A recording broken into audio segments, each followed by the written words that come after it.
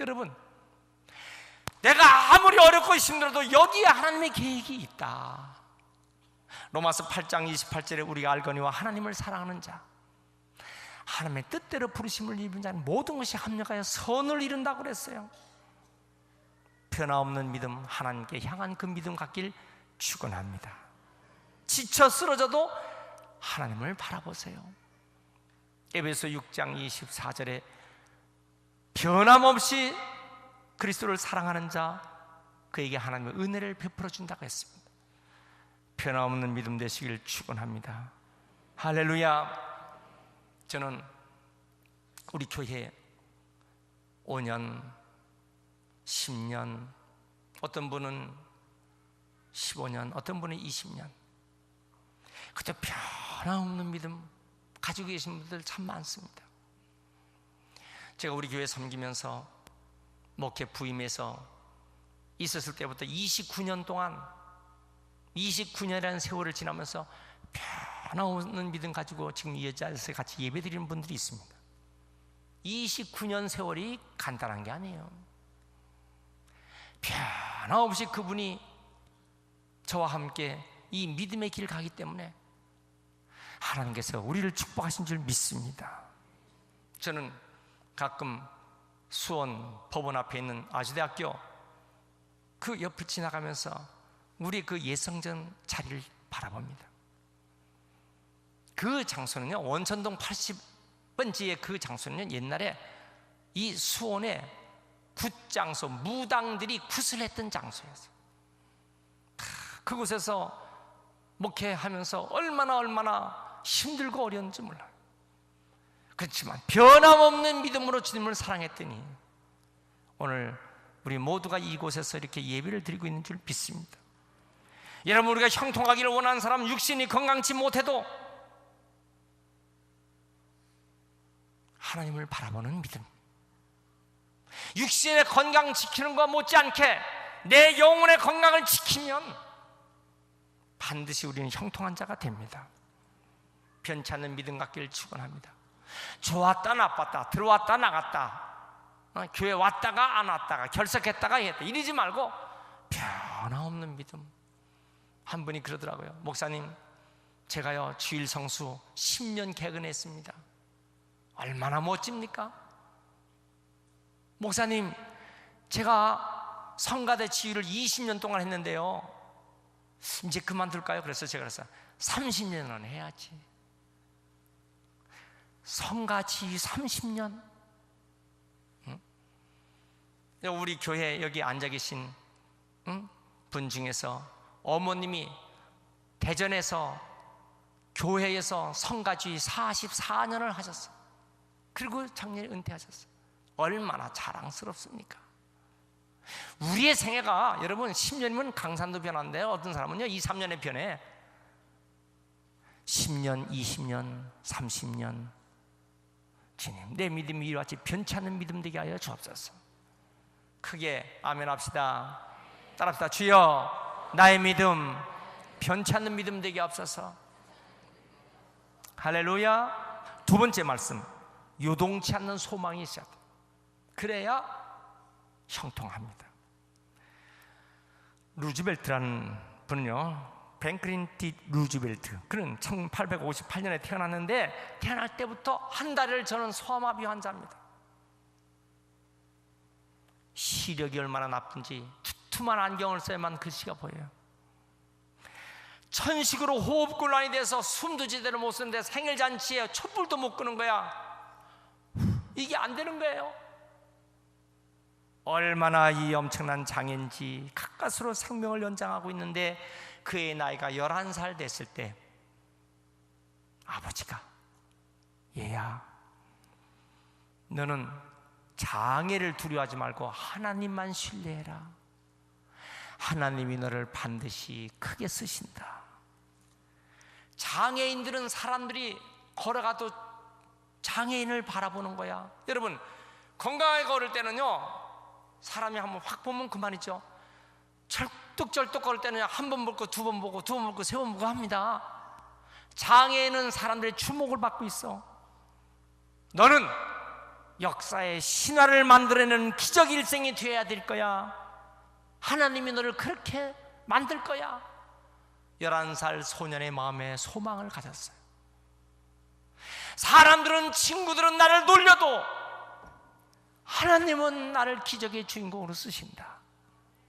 그는 23살 때 뉴욕주 의회의 의원이 됩니다.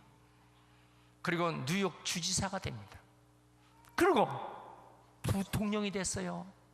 결국은 대통령이 됐습니다. 소아마비 쩔뚝발이 소년은 한 번 대통령이 된 것이 아니라 2번이 아니라 3번까지 12년 동안 미국의 대통령 프랭클린 루즈벨트 대통령입니다. 1906년 노벨상을 탑니다. 장애자가 위대한 삶을 살았어요. 뭐 때문에? 그 아버지가 심어준 믿음. 여러분, 오늘 강단에서 하나님의 메시지가 여러분들의 가슴에 소망을 심어준 것을 잃지 마시길 바랍니다. 나도 내 생애, 내 가정, 내 일생 시온의 대로처럼 열려지는 하나님의 축복이 있으리라. 이 믿음이 있기를 축원합니다. 요셉은 창세기 37장 7절에 곡식단들이 다 자기를 향해서 절을 하는 거예요. 해와 달과 11별들이 다 자기를 향해서 절을 하는 거야. 하나님이 줬던 이 몽롱한 꿈, 하나님이 줬던 이 귀한 꿈을 잊어버릴 수가 없어요. 그래서 그가 어떤 고난과 기가 막힌 수렁에 빠져도 하나님이 나에게 준 꿈, 이 꿈을 잊을 수는 없다. 흔들리지 않는 소망. 연속되는 고난이 있습니다. 전혀 희망이 보이지 않는 거예요. 전혀 자기가 한 줄기의 빛이 없어요. 그래도 하나님은 나를 보신다. 여러분, 우리는 인천공항에서 비행기가 올라갈 때 비가 오고 캄캄한 날씨가 돼도요, 창공만 뚫고 올라가면요, 구름 위에는 언제나 햇빛이 비칩니다. 아멘 합시다. 하나님은 여전히 우리를 향해서 사랑을 베풀고 계시는 거예요. 내가 하나님을 사랑하는 그 믿음, 그 신앙, 하나님 영광을 드리는 그 위대한 그 믿음 속에는 반드시 하나님께서 형통한 삶을 살게 하실 줄 믿습니다. 3번째 말씀이에요. 거짓이 없는 최선의 삶. 따라합시다. 거짓이 없는 최선의 삶. 여러분, 이런 삶을 사는 자는 형통한 삶이 될 줄 믿습니다. 철강계의 대부호라면 카네기입니다. 앤드류 카네기. 그는 그 철강 회사를 운영하면서 큰 공장을 졌습니다. 대재벌가는 큰 기대를 가지고 이 사업을 운영하는데, 문제는 청소부를 한 사람 고용했는데 그 청소부가 얼마나 청소를 열심히 하는지 아주 깨끗하게 성실히 청소하는 거예요. 다른 사람이 다 퇴근했어도 이 사람 아주 늦게까지 청소를 마지막까지 다 하고 퇴근하는 거야. 재벌가의 눈에 그 사람이 마음에 감동을 주는 거예요. 다음날 아침 보면요, 다른 사람보다 일찍 출근하는 거예요. 그래서 모든 걸 다 청소를 깨끗이 하는 거예요. 감동을 받는 거예요. 재벌가 회장의 마음에 청소부가 감동을 줬습니다. 어느 날 경비가 사표를 냈어요. 경비가 사표를 내자 청소부를 경비로 대신 썼어요. 그런데 이 경비가 얼마나 성실한지 사장님이 밤중에 돌아볼 필요가 없어. 성실한 경비원이 있기 때문에 자기는 회사 운영하는데 얼마나 든든한지 몰라. 그런데 어느 날 비서가 그 자리가 났어요. 그래서 그 비서 자리에 누구를 줬냐? 그 청소부 경비를 그 비서에 앉혔는데 초등학교뿐이 안 나왔잖아요. 초등학교만 나온 사람이 비서 일을 감당하려면 여러분, 지금도 대학에서 비서학이 얼마나 중요한 학문입니까? 밤을 새워 비서학을 공부하는 거예요. 이 청소부가 비서가 된 다음에 얼마나 열심히 공부하고 비서로서의 책임을 감당하는지. 대제벌과 회장의 마음에 이 비서가 마음이 드는 거예요. 카네기는 그를 신뢰했어요. 숨을 거두며 마지막 죽을 때 유언을 합니다. 내 회사를 후계자는 내 비서 차베스에게 준다.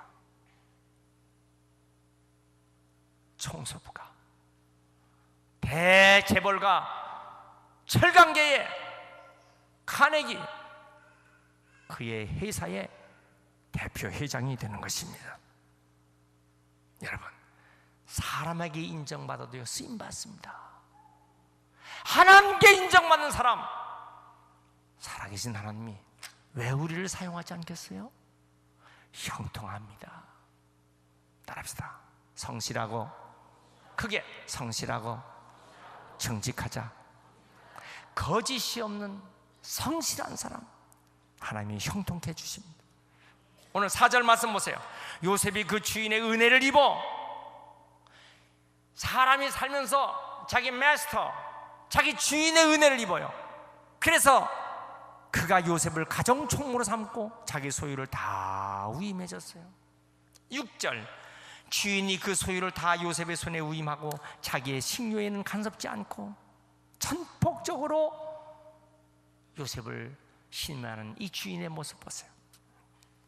사람이요, 안 되는 사람은 뒤로 자빠져도 코가 깨진다 그래요. 어려운 한자지만은 궁인지사 번역파비, 한번 따라합시다. 궁인지사 번역파비. 안 되는 사람 뒤로 넘어도 코가 깨져. 아니, 뒤로 넘어지면 뒷머리가 깨져야지 왜 코가 깨집니까? 이거 엄청나게 안 되는 사람이죠. 근데 잘 되는 사람은요, 넘어져도 산산뿌리 앞에 넘어집니다. 여러분, 이게 하나님께서 축복하시면요 어떤 경우에도 복을 주실 줄 믿습니다. 아니, 안 되는 사람 뒤로 넘어지는데 왜 코가 깨져요? 앞 사람이 넘어지니까 자신을 덮쳐서 자신의 코가 깨지는 거야. 하나님이 우리를 잘되게 하시면 반드시 형통합니다. 하나님이 길을 막아놓으면요 되는 것이 없어요. 하나님은 변화없는 믿음, 흔들림이 없는 소망, 전신을 떼고 최선을 다하는 사람과 함께 하시고 그를 형통케 하시는 것입니다. 여러분, 여러분들의 일생이 형통하게 되시길 축원합니다. 크게 아멘 합시다. 네 번째 말씀, 정직한 사람 형통케 하십니다. 정직한 사람. 이 거짓말 탐지기, 레오나르도 킬러라는 박사가 2만 5천 명을 대상으로 거짓말 탐지기를 가지고 실험했는데 결과가 뭐냐? 사람들은 정직하지 못하다는 것입니다. 예수 믿는 사람의 특징이 뭡니까? 하나님 말씀은 정직한 말씀이에요. 진리는 단순합니다. 하나님의 말씀을 붙잡고 정직한 사람 반드시 승리합니다. 프랑스 혁명 때 로베스 피에르는 사람들을 처형시키는 단두대를 만들었어요. 그런데 그 단두대 처형에 누가 처형당했을까? 자신이 그곳에 처형당합니다. 신문대로 걷는 거예요. 여러분, 하나님 앞에 정직한 사람은요 반드시 형통합니다. 크게 아멘 합시다.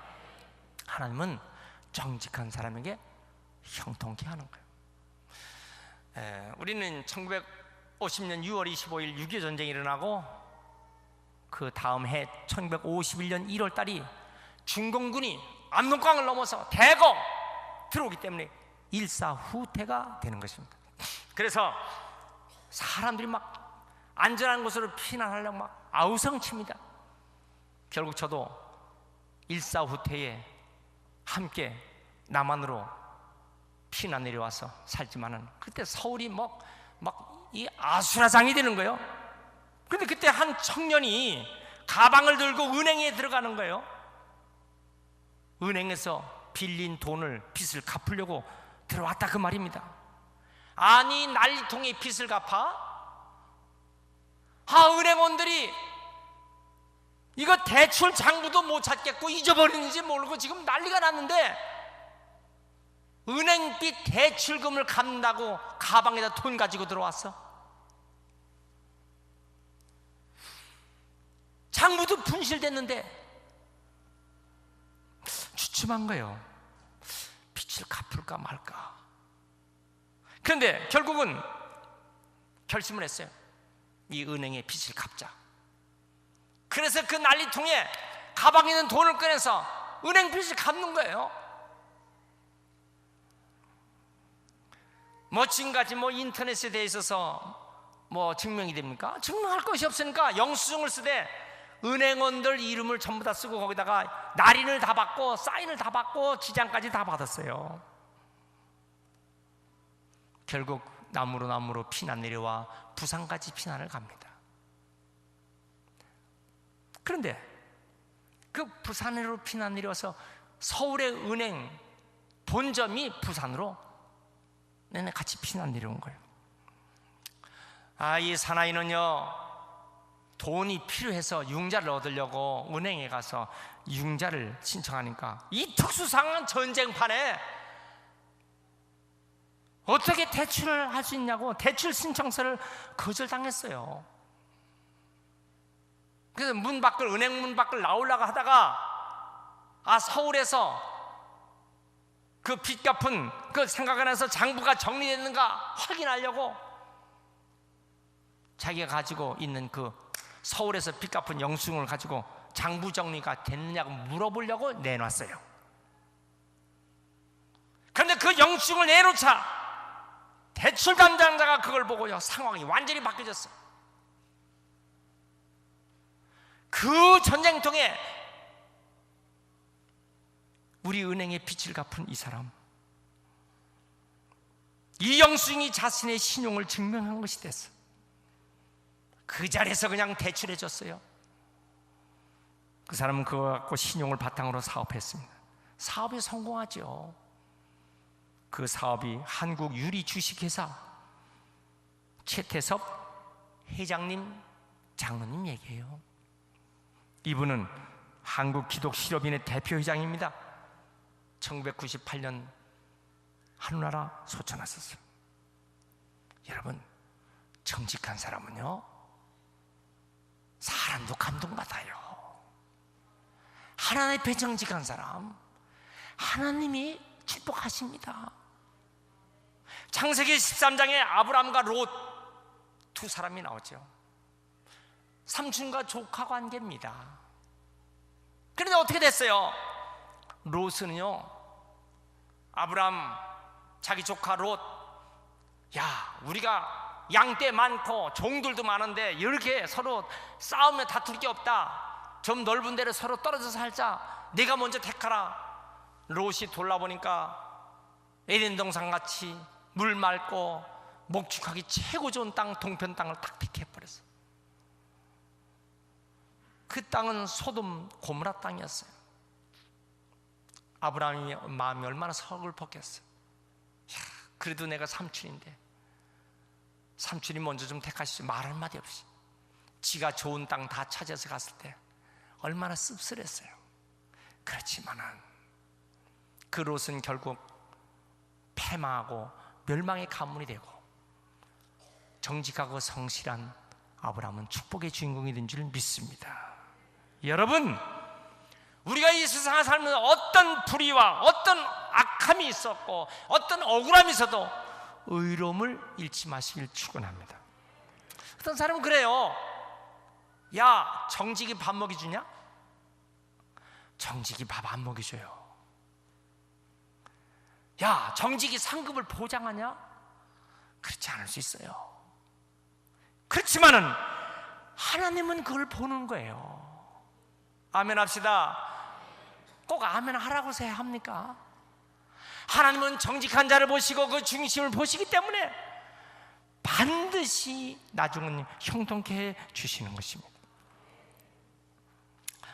로리베스 존슨이라는 사람이 주식회사 예수라는 책을 썼어요. 그 주식회사 예수라는 책, 거기 보면요, 성공자는 하나님의 뜻대로 사는 사람이 다 성공했다고 그랬어요. 근데 그 성공이란 말은 성경에 형통이란 말과 같이 썼어요. 이 형통이란 말은 히브리 성경에 보면 찰리하흐, 그런데 영어 성경 보면요 prosperous, 번성, successful, 성공 같이 썼습니다. 여러분, 우리가 형통한 사람은요 하나님이 번성케 하십니다. 할렐루야. 우리는 그 유태영 박사에 대한 모습을 우리 지난 시간에 배웠어요. 하나님께 기도하고 성실한 사람, 여러분 반드시 하나님은 위대하게 쓰실 줄 믿습니다. 형통은요 처음보다 끝이 훨씬 좋아지는 결과, 그게 형통이에요.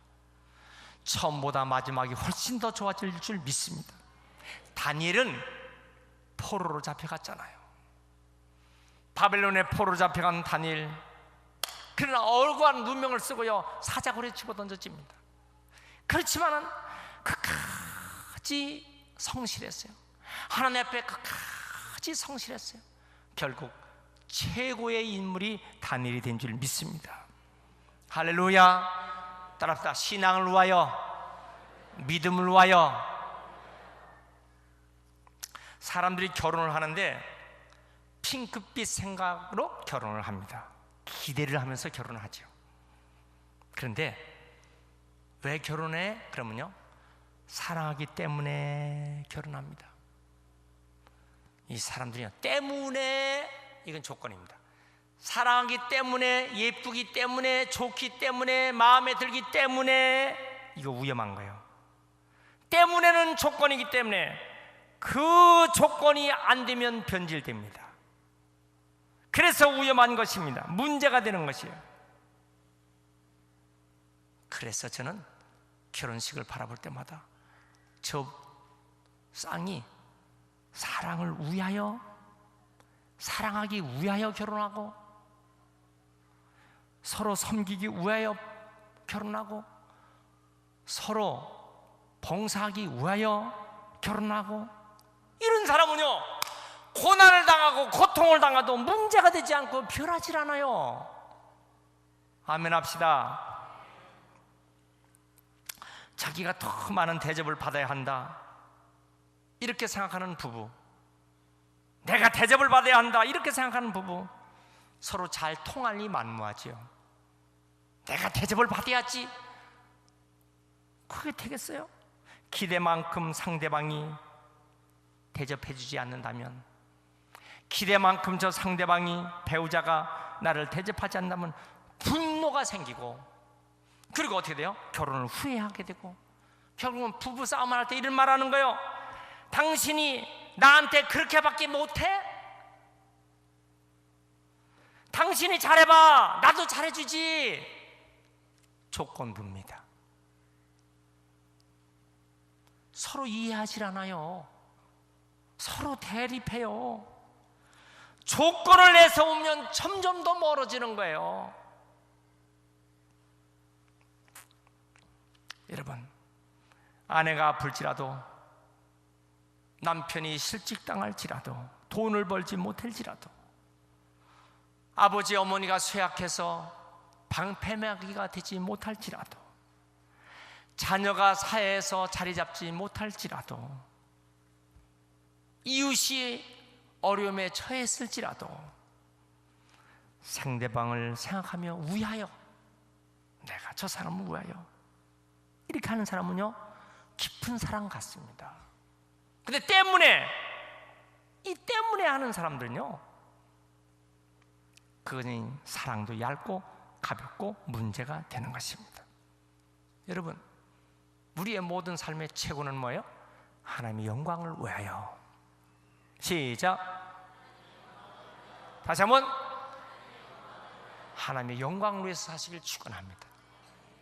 이 믿음 가운데 큰 위대한 역사가 나타날 줄 믿습니다.